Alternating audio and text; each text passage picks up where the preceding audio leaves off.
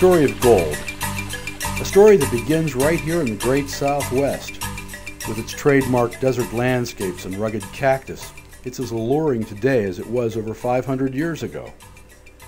The Southwest has always enjoyed a unique beauty and place in our country's past. Today, some of America's fastest growing cities call this area home.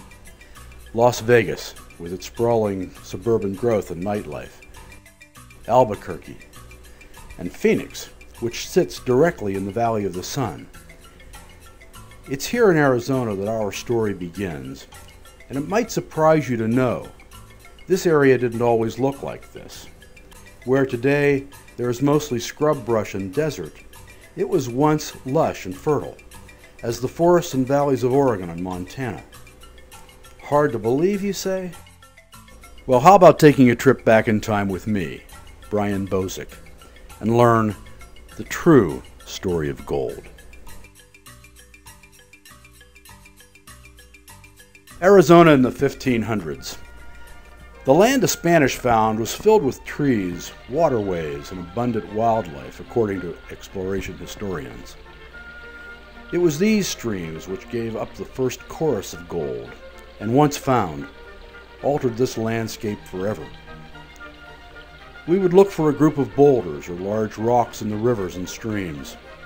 Once we found the vortex behind them, we could often scoop up as much gold as we could carry.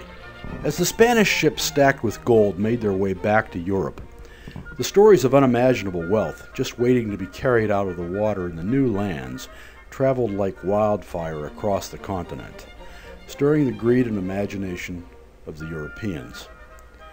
Just as quickly as the word of gold was spreading overseas, the streams and rivers here in the Southwest were beginning to die. What the Spanish did not realize was the role nature had given to gold in the first place. There was a reason that the native Apache, Navajo, and Seneca tribes had left the precious mineral in its place.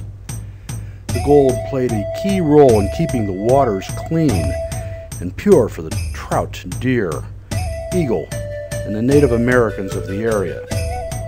Once gone, disease and pollution began to set in, and the balance of nature that had been so perfect, so pure, was thrown aside in the pursuit of wealth. Bisbee, Arizona in the 1800s. Quite possibly the liveliest city west of the Mississippi. As miners first settled into this town, they had one thing on their mind: gold.